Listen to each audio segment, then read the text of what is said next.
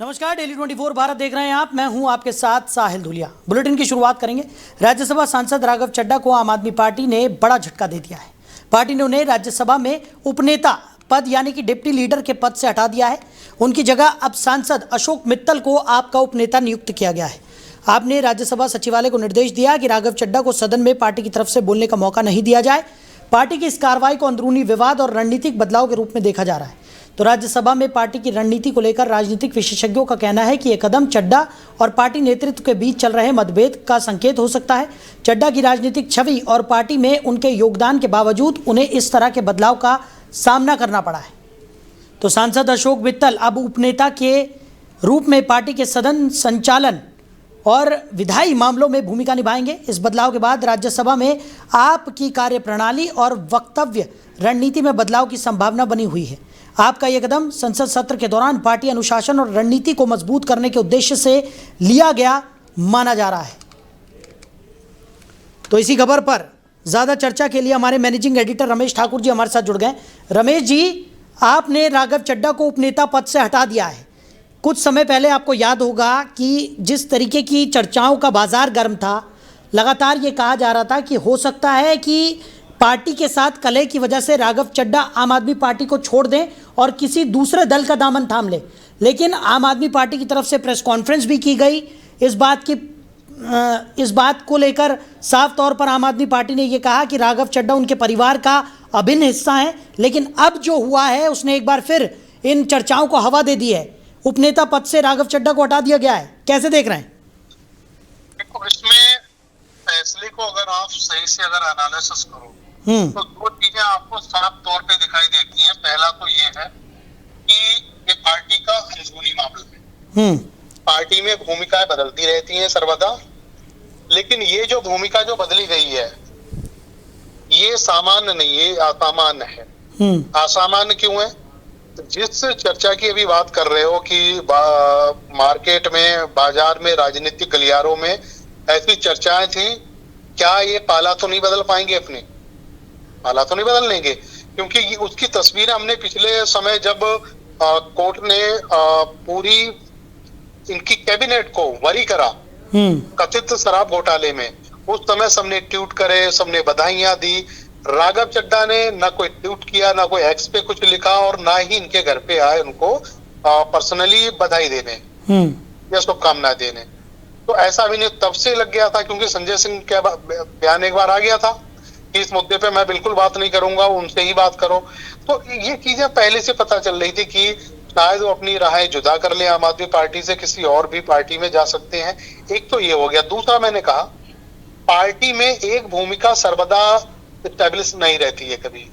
वो इधर उधर ये होता ही रहता है। किसी को बीएफ बना दिया, किसी को उपनेता बना दिया।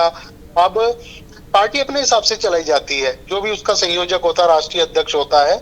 आम आदमी पार्टी के कैडर में बदलाव बहुत समय से किया जा रहा है। अभी हमने उत्तराखंड में भी देखा, अब आपके उत्तर प्रदेश में भी देखा, गोवा में भी देखा, और जिन राज्यों में चुनाव हो रहे हैं वहां पे भी अपना कैडर बना रहे हैं। और जो पुराने नेता थे उनको हटा के दूसरे को करा गया है। अभी प्रभारी की उन्होंने नियुक्ति करी है। जो पहले प्रभारी थे उसमें दो चार मेरे बिल्कुल बहुत अच्छे खास दोस्त थे, तो उनसे जब बात हुई थी मेरी, तो उन्होंने भी बताया था कि नहीं, ये भूमिका बदलती रहती हैं।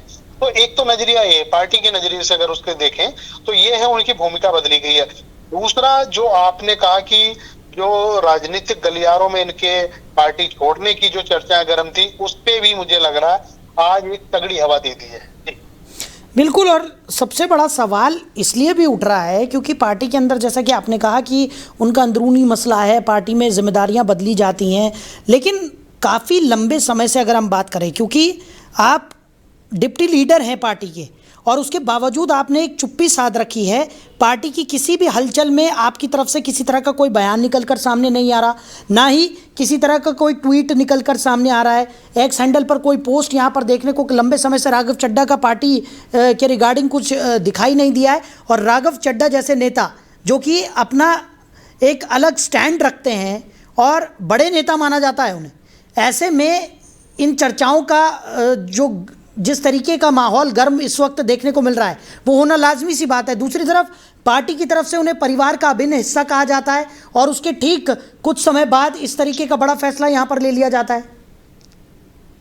ये चंबित करने वाला फैसला तो है ही है, लेकिन जिस तरीके से आपने ये कहा कि वो पार्टी के मीटिंग से, पार्टी के क्रियाकलापों से बिल्कुल अलग रहे, तो ये संभावना तो देखो पहले जग चुकी थी कि आने वाले समय में राघव चड्ढा अपनी अलग रास्ता ये अपना सकते हैं।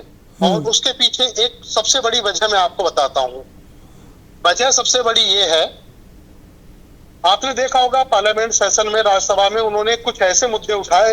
एक जोमेटो का मुद्दा उन्होंने उठाया था कि टाइमिंग को लेके, और फिर एक मिनिमम बैलेंस जो खाते में रहता है उसको लेफ्ट कर दिया जाता, एक वो मुद्दा उठाया था। और तीसरा मुद्दा अभी हाल फिलहाल में था, अगर आप मोबाइल का डाटा इस्तेमाल करते हो और वो डाटा पता चलता है जो पूरी अवधि 24 घंटे की होती है, और 24 घंटा बीतने के बाद में उसको आप क्या करते हो, उसको लेफ्ट कर देते हो, तो लेफ्ट नहीं होना चाहिए, वो ग्राहक के खाते में जाना चाहिए। ये 3 मुद्दे ऐसे थे जिसको भारतीय जनता पार्टी ने और केंद्र सरकार ने हाथों हाथ लिया। उनके तीनों फैसलों पे मोहर लगाई और उस पे एक्शन हुआ। ऐसे तो मुद्दे संजय सिंह भी उठाते हैं, कई सारे नेता उठाते हैं, उनके मुद्दों को सबसे इतनी जल्दी एक्शन क्यों नहीं लिया जाता है? तो इसका मतलब भारतीय जनता पार्टी उनके ऊपर डोरे बहुत समय से डाल रही थी।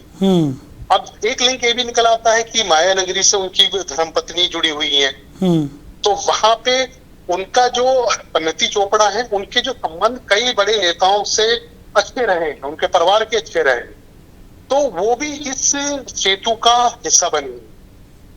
तो अब देखते हैं कि सामने राघव चड्ढा आगे भारतीय जनता पार्टी ज्वाइन करते हैं या पार्टी में ही रहते हैं।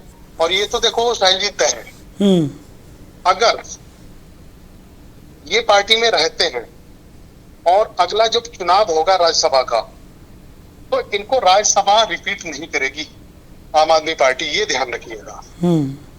तो राघव चड्ढा किस बेस पे आए थे पार्टी में कि हमें कोई बड़ा नेता बनाया जाए, और बड़ा नेता उनको बनाया भी गया, और दूसरा राज्यसभा उनको भेजा। अगर राज्यसभा अब नहीं भेजा जाएगा उनको, तो जाहिर सी बात है वो अपना रास्ता अपना लेंगे। तो यहाँ पे तो यही बात निकल के आ रही है। जो भी होगा 1-2 दिन में बादल छट जाएंगे और सब चीजें सामने आ जाएंगी। चलिए रमेश जी, हमारे साथ जुड़ने के लिए, इस तमाम चर्चा के लिए आपका बहुत शुक्रिया। तो ये बड़ा फैसला यहाँ पर आम आदमी पार्टी ने किया है। अब सांसद अशोक मित्तल आम आदमी पार्टी के उपनेता होंगे। पार्टी की रणनीति में बदलाव की संभावना भी यहाँ पर जताई जा रही है। आपने राघव चड्ढा को उपनेता पद से हटा दिया है।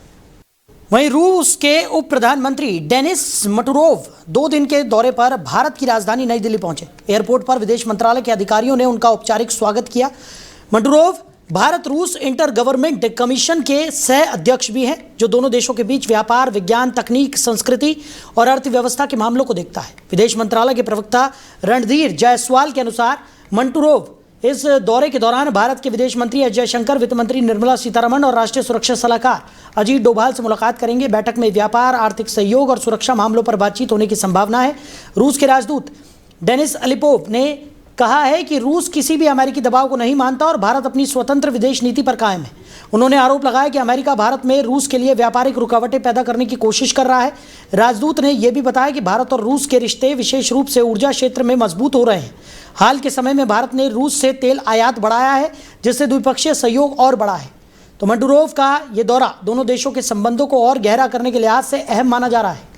वहीं पश्चिम बंगाल के मालदा में बुधवार को एसआईआर का काम कर रहे 7 न्यायिक अधिकारियों, जिनमें 3 महिला अधिकारी शामिल थीं, पर प्रदर्शनकारियों ने हमला किया। अधिकारी फाइनल वोटर लिस्ट से बाहर किए गए करीब 50 लाख लोगों के दावों और आपत्तियों की जांच कर रहे थे। सुप्रीम कोर्ट के मुख्य न्यायाधीश सूर्यकांत ने गुरुवार को मामले पर संज्ञान लिया और ममता बनर्जी सरकार के एडवोकेट जनरल को कड़ी फटकार भी लगाई। सीजेआई ने कहा कि दुर्भाग्य से आपके राज्य में हर अधिकारी राजनीतिक भाषा बोलता है। मुझे न्यायिक अधिकारियों की सुरक्षा के लिए मौखिक आदेश देना पड़ा। घटना के दौरान प्रदर्शनकारी दोपहर 3:30 से रात तक अधिकारियों के कार्यस्थल पर डेरा डाले रहे। देर रात जाकर ही अधिकारी सुरक्षित निकले। हालांकि उनकी गाड़ियों पर पथराव भी हुआ। चुनाव आयोग ने घटना की कड़ी निंदा की और कहा कि यह भीड़ तंत्र स्वीकार्य नहीं है। सॉलिसिटर जनरल तुषार मेहता ने इसे अस्वीकार्य करार दिया। सुप्रीम कोर्ट ने राज्य सरकार को निर्देश दिए कि ऐसी घटनाओं की पुनरावृत्ति न हो और न्यायिक अधिकारियों की सुरक्षा सुनिश्चित की जाए। वहीं हनुमानगढ़ जिले की भिरानी थाना पुलिस ने ऑनलाइन क्रिकेट सट्टा चलाने वाले 7 आरोपियों को गिरफ्तार किया है।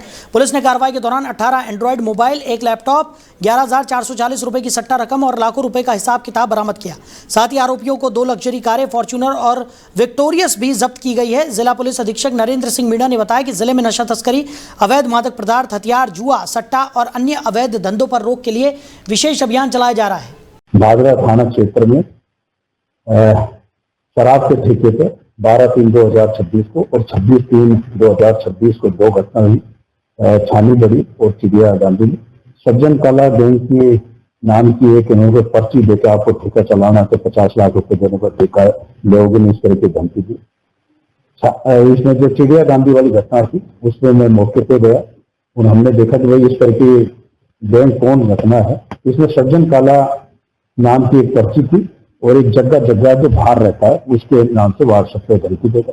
तो हमने जो सज्जन काला है जो हिसार जेल से था उसको हमने इसमें गिरफ्तार किया। अब जो लोकल अपने जो भादरा थाना क्षेत्र के 4 आदमी है मतलब अशोक कुमार, रमेश कुमार और सोमवीर जो इसको सहयोग कर रहे थे, नजदीकी थे, इनके थे, उनको भी हमने गिरफ्तार किया गया। एक व्यक्ति को हमने बापरदा जो शूटर था जिसमें फायरिंग की उसको बापरदा गिरफ्तार किया गया। एक अन्य व्यक्ति जो बड़ा काफी शूटर जो कई जिले में भारत हिमाचल को वांटेड उसकी भी हमारी DST टीम लगी हुई है।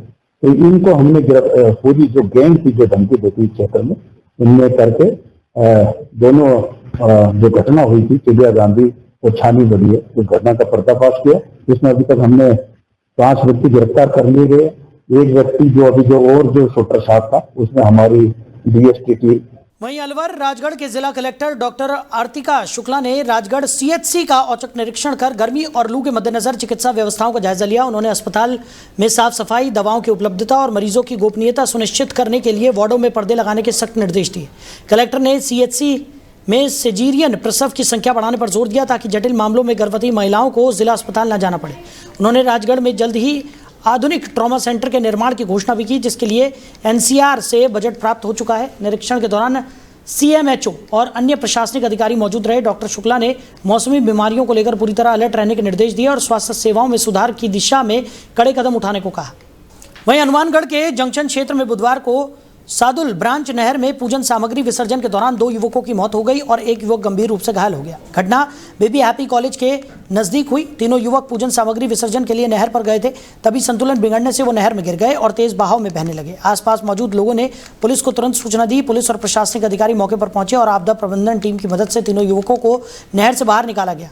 उन्हें जिला अस्पताल ले जाया गया जहाँ मोहित स्वामी जिसकी उम्र 20 साल है और अमन बाजीगर जिसकी उम्र 19 साल बताई जा रही है को मृत घोषित कर दिया गया। तीसरे युवक मोहित थालौड़ जिसकी उम्र 19 साल है का उपचार जारी है और उसकी स्थिति स्थिर बताई जा रही है। सभी मृतक और घायल सुरेशिया क्षेत्र के निवासी थे। हादसे की सूचना पर SDM मांगीलाल, अतिरिक्त पुलिस अधीक्षक अरविंद बिश्नोई और सदर थाना प्रभारी राकेश शांकला भी मौके पर पहुंचे। पुलिस ने मामला दर्ज कर जांच शुरू कर दी है। प्रारंभिक जांच में लापरवाही को हादसे का कारण माना जा रहा है। वहीं साहित्य अकेडमी पुरस्कार प्राप्त करने के बाद डॉक्टर जितेंद्र कुमार सोनी सहित 24 पुरस्कृत साहित्यकारों ने बुधवार को अपने रचनात्मक अनुभव साझा किए। नई दिल्ली के रविंद्र भवन स्थित यमुना सभागार में अकेडमी उपाध्यक्ष कुमुद शर्मा की अध्यक्षता में हुए लेखन सम्मेलन कार्यक्रम में डॉक्टर सोनी ने राजस्थानी भाषा में बोलते हुए अपनी मातृभूमि और भाषा के प्रति लगाव व्यक्त किया। सोनी ने कहा कि उनकी मातृभाषा पंजाबी है लेकिन राजस्थानी माटी में पले बड़े उन्हें इस भाषा से गहरा लगाव हुआ। उन्होंने राजस्थानी साहित्यकारों के मार्गदर्शन में साहित्य का कखरा सीखा और अपने भाषण की शुरुआत ही राजस्थानी में की। उन्होंने साहित्य अकेडमी का आभार जताया कि राजस्थान की भाषा में बिना संवैधानिक मान्यता के भी पुरस्कार दिया गया। डॉक्टर सोनी ने कहा कि बड़ा बन जाना बड़ी बात है लेकिन बड़ा बनकर भी अपने मूल स्वरूप में मेहनत और सीखना जारी रखना उससे भी बड़ी उपलब्धि है। इस पुरस्कार से उन्हें सीखने, पढ़ने और जानने की क्षमता और बढ़ेगी। इस अवसर पर बड़ी संख्या में पुरस्कृत लेखक और पाठक मौजूद थे। जिले की रावतसर तहसील के धन्नासर ग्राम निवासी डॉक्टर जितेंद्र कुमार सोनी वर्तमान में मुख्यमंत्री के सचिव और सूचना एवं जनसंपर्क विभाग राजस्थान के शासन सचिव जयपुर में नियुक्त है। मेरी मातृभाषा पंजाबी है परंतु मैंने राजस्थान में जन्म लिया है, यहाँ पला बड़ा हूँ। तो मेरे पास मैं जिस जिले का हूँ वहाँ उस जिले के अंदर बहुत अच्छे राजस्थानी के विद्वान साथी हैं हमारे। साहित्य अकादमी से पुरस्कृत राम स्वरूप किसान साहब, ओम पुरोहित कागज जी, स्वर्गीय ओम पुरोहित कागज जी, सत्यनारायण जी। फिर इनसे मैंने राजस्थानी के बारे में जानना समझना शुरू किया। उसके पश्चात अर्जुन देव चारण जी, मधु आचार्य जी जैसे लोगों से मैंने और धीरे धीरे इसमें सुधार किया। मेरी मातृभाषा पंजाबी है, परंतु मैंने राजस्थान में जन्म लिया है, यहाँ पला बड़ा हूँ। तो मेरे पास मैं जिस जिले का हूँ वहां उस जिले के अंदर बहुत अच्छे राजस्थानी के विद्वान साथी हैं हमारे। साहित्य अकादमी से पुरस्कृत राम स्वरूप किसान साहब, ओम पुरोहित कागज जी, स्वर्गीय ओम पुरोहित कागज जी, सत्यनारायण जी। फिर इनसे मैंने राजस्थानी के बारे में जानना समझना शुरू किया। उसके पश्चात अर्जुन देव चारण जी, मधु आचार्य जी जैसे लोगों से मैंने और धीरे धीरे इसमें सुधार किया। वहीं हनुमानगढ़ के चक 16-17 KNN स्थित चौधरी बाल पब्लिक उच्च प्राथमिक विद्यालय में नए शैक्षणिक सत्र के अवसर पर गरिमामयी स्वागत समारोह का आयोजन किया गया। इस अवसर पर व्यवस्थापक दीनदयाल जोशी ने प्रथम कक्षा में नव प्रवेशित बच्चों का माल्यार्पण और तिलक लगाकर आत्मीय स्वागत किया। उन्होंने बच्चों को उज्जवल भविष्य के लिए आशीर्वाद दिया और शिक्षा के प्रति उत्साहित किया। कार्यक्रम में उपस्थित अभिभावकों को व्यवस्थापक ने विद्यालय की शैक्षणिक सुविधाओं, अध्यापन प्रणालियों और उच्च शिक्षा स्तर की जानकारी दी। उन्होंने जोर देकर कहा कि विद्यालय का मुख्य उद्देश्य केवल किताबी ज्ञान देना नहीं, बल्कि बच्चों में अच्छे संस्कार और नैतिक मूल्यों का विकास करना भी है। विद्यालय की तरफ से पर्यावरण संरक्षण को लेकर भी विशेष पहल की जा रही है। बच्चों को पक्षियों और प्रकृति से जोड़ने के लिए परिसर और आसपास के क्षेत्रों में पानी की व्यवस्था हेतु परिंदे बांधे गए। इससे बच्चों में सामाजिक जिम्मेदारी और जीव दया जैसी मानवीय गुण विकसित हो रहे हैं। इस अवसर पर विद्यालय का समस्त स्टाफ और अभिभावक उपस्थित रहे, जिन्होंने कार्यक्रम की सफलता पर खुशी व्यक्त की। वहीं हनुमानगढ़ पल्लू क्षेत्र में एक परिवार ने फांसी लगाकर आत्महत्या कर ली। घटना में मां सुमन और बेटी रितिका की मौके पर ही मौत हो गई। 7 वर्षीय पुत्र गीतेश गंभीर रूप से घायल हुआ। पुलिस ने मासूम की जान बचाने के लिए ग्रीन कॉरिडोर बनाकर उसे 55 मिनट में जिला अस्पताल पहुंचाया। सांस की तकलीफ के कारण उसे हायर सेंटर रेफर कर दिया गया। पिता संदीप, जिनकी उम्र 36 साल बताई जा रही है, गाय बेचने रावतसर पशु मेले गए थे। परिवार ने किराए के मकान की दूसरी मंजिल पर बने टीन शेड में फांसी लगाई। थाना प्रभारी सुरेश कुमार मील ने बताया कि पुलिस हर पहलू से मामले की जांच कर रही है। प्रारंभिक तौर पर मानसिक तनाव और पारिवारिक परिस्थितियों को कारण माना जा रहा है। घटना ने इलाके में शोक और सनसनी फैला दी है। प्रशासन भी मौके पर पहुंचा और सभी संभावित पहलुओं पर जांच तेज कर दी गई। वहीं हनुमानगढ़ लाडनू क्षेत्र के समीप पाबोलाव धाम अपनी आध्यात्मिक शक्ति और पौराणिक महत्व के लिए प्रसिद्ध है। कहा जाता है कि सलासर बालाजी और पाबोलाव के बाल हनुमान का प्राकाट्य एक ही समय, एक ही स्थान और हल से हुआ था। इतिहास के अनुसार आसोटा गांव में भक्त मोटाराम घिटाला के खेत में हल चलाते समय मिट्टी से 2 मूर्तियां प्रकट हुई। पहली मूर्ति पवन पुत्र के बाल स्वरूप की थी और दूसरी मूर्ति हनुमान जी के महाराज की थी, जिनके कंधों पर श्री राम लक्ष्मण की जोड़ी विराजमान थी। ठाकुर के स्वप्न निर्देशानुसार मूर्तियां अलग अलग बैलगाड़ियों में रखी गई। एक बैलगाड़ी पाबोलाव तालाब के पास खेजड़ी वृक्ष पर रुकी और दूसरी सालासर गई। पाबोलाव धाम को 5 जयकारों, जल, जंगल, जहगा, भक्त और जीव की शक्ति का केंद्र माना जाता है। यहाँ 7 परिक्रमा फेरियां लगाने से भक्तों के कष्ट नष्ट होते हैं। संत बलभद्र भारती जी की तपस्या और चमत्कारिक कथाएं भी यहाँ प्रसिद्ध है। स्थानीय भक्त बताते हैं कि बाबा के आशीर्वाद से शराब और नशे की लत छूट जाती है। धाम के पास 750 वर्ष पुराना पाबूजी तालाब और राम दरबार भी स्थित है। मुख्य द्वार आज भी बंद है, जिसके पीछे कई पौराणिक रहस्य छिपे हैं। बोलिए हनुमान जी महाराज की जय। आइए आज आपको एक ऐतिहासिक सत्य से आपको रूबरू करवाते हैं। आप देख रहे हैं श्री सिद्धपीठ पाबोलाव धाम, जसवंतगढ़, जिला डीडवाना, कुचामन। विक्रम संवत 1811 में स्वयंभू प्रकट हुई हुई मूर्ति, जिसमें एक किसान खेत में हल चलाता है और हल चलाते हुए हल की नोक से 2 मूर्ति का प्रादुर्भाव होता है। इतिहास के अनुसार हनुमान जी की 2 मूर्तियां हमारे पास में नज़दीक आसोटा ग्राम है।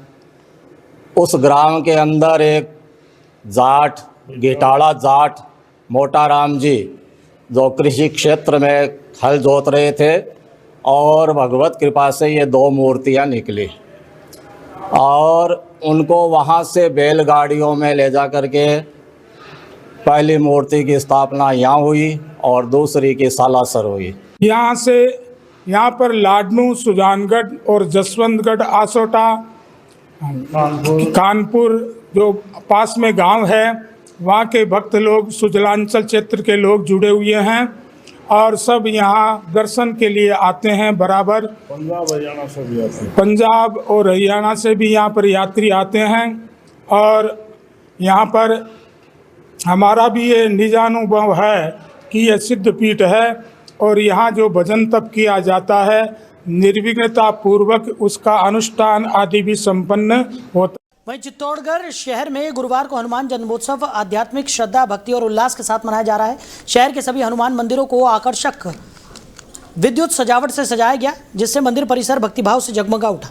तो दुर्ग के हनुमान पोल स्थित प्राचीन हनुमान मंदिर, अनोखा हनुमान मंदिर, पंचमुखी बालाजी मंदिर, ब्रह्मपुरी स्थित नटखट बालाजी मंदिर, गायत्री मंदिर परिसर में बालाजी मंदिर सहित कई प्रमुख मंदिरों में सुबह से विशेष हवन, पूजा, अभिषेक और आरती आयोजित की गई। कई मंदिरों में शाम को भव्य हनुमान जयंती यात्रा भी निकाली जाएगी। मंदिरों में अखंड रामायण पाठ और सुंदरकांड का आयोजन भी चल रहा है, जिसमें बड़ी संख्या में श्रद्धालु भाग लेकर धर्म लाभ अर्जित कर रहे हैं। वहीं हनुमानगढ़ के नौहर क्षेत्र में ग्राम पंचायतों में न्यूनतम मानदेय पर कार्यरत सुरक्षा गार्डों ने अपने बकाया भुगतान और अन्य परिलाभों की मांग को लेकर पंचायत समिति प्रशासक और एसडीएम राहुल श्रीवास्तव को ज्ञापन सौंपा। 47 ग्राम पंचायतों के सुरक्षा गार्डों ने समय पर वेतन भुगतान, ईपीएफ, ईएसआईसी कार्ड और अन्य बकाया लाभ सुनिश्चित करने की मांग रखी। इसमें दीपलाना, रामसरा, परलीका, श्योरानी, डडेला, 22 एनटीआर और गोरखाना सहित अन्य पंचायतों के गार्ड शामिल थे। एसडीएम राहुल श्रीवास्तव ने मामले का संज्ञान लेते हुए सुरक्षा गार्डों को बकाया भुगतान और अन्य लाभ शीघ्र दिलवाने का आश्वासन दिया। वहीं राजसमंद के देवगढ़ थाना क्षेत्र में रिश्तों को शर्मसार करने वाला मामला सामने आया है, जहां बीमा राशि के लालच में एक भाई ने अपने ही सगे भाई की हत्या कर उसे सड़क हादसा दिखाने की कोशिश की। पुलिस ने मामले का खुलासा करते हुए 4 आरोपियों को गिरफ्तार किया है। जानकारी के अनुसार मुख्य आरोपी दूत सिंह उर्फ दिनेश सिंह ने मृतक भाई देवी सिंह के नाम पर मोटी रकम की दुर्घटना बीमा पॉलिसियां करवा रखी थी। 6 मार्च 2026 को होली के बहाने देव सिंह को गुजरात से बुलाकर उसे शराब पिलाई गई, मोबाइल फ्लाइट मोड पर डाल दिया गया और सुनसान स्थान पर पत्थर से मारकर उसकी हत्या कर दी गई। हत्या को हादसा दिखाने के लिए शव को कुंडेली रोड पर मोटरसाइकिल सहित गिरा दिया गया। पुलिस की तकनीकी जांच में कॉल डिटेल और लोकेशन से साजिश का खुलासा हुआ। डिप्टी राकेश शर्मा के नेतृत्व में पूछताछ में चारों आरोपियों ने अपना जुर्म कबूल कर लिया। गिरफ्तार आरोपियों में दूत सिंह, भगवान सिंह, सुरेंद्र सिंह और टीकम सिंह शामिल है। ग्रामीणों की 20 दिन की लगातार मांग और विरोध प्रदर्शन ने मामले की निष्पक्ष जांच में अहम भूमिका निभाई। इस खुलासे के बाद गांव में भावुक माहौल रहा और इसे ग्रामीणों की बड़ी जीत माना जा रहा है। घटनाक्रम ये था कि 6 मार्च 2026 को देवगढ़ थाने पे डीओ को सूचना मिली कि कुंडली रोड पर कोई आदमी एक्सीडेंट होकर पड़ा हुआ है और मौके पे मोटरसाइकिल पड़ी है। तो डीओ ने जाके मौके से मोटरसाइकिल वगैरह हटाई, जो मृतक था उसको देखा, उसको ले जाके हॉस्पिटल में पोस्टमार्टम वगैरह करवाया।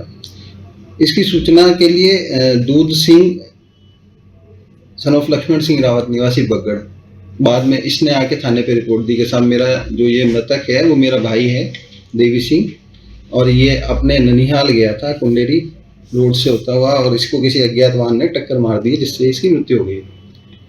तो इस संबंध में देवगढ़ थाने पर एक्सीडेंट का मुकदमा दर्ज हुआ था, एक्सीडेंट से मृत्यु का। अनुसंधान बाबू सिंह हेड कांस्टेबल कर रहे थे। 2-3 दिन बाद गांव वालों ने थाने पर ये परिवाद पेश किया कि साहब ये घटना एक्सीडेंट की नहीं लग रही है, इसमें कोई षड्यंत्र हो सकता है। जिस पर एसएचओ देवगढ़ मुकेश चौधरी जी को डायरेक्शन दिए गए। एसपी साहब ने उनको अनुसंधान करने के लिए कहा, उनने अनुसंधान शुरू किया, लेकिन गांव वाले संतुष्ट नहीं हुए। फिर उनने मीटिंग करी और 26 तारीख को एसपी साहब और आईजी साहब, डीआईजी साहब के निर्देशन से इस प्रकरण का अनुसंधान सीओबी मुझे दिया गया। घटनाक्रम ये था। तो फिलहाल इस बुलेटिन में मेरे साथ इतना ही। आप बने रहिए और देखते रहिए डेली 24 भारत। नमस्कार।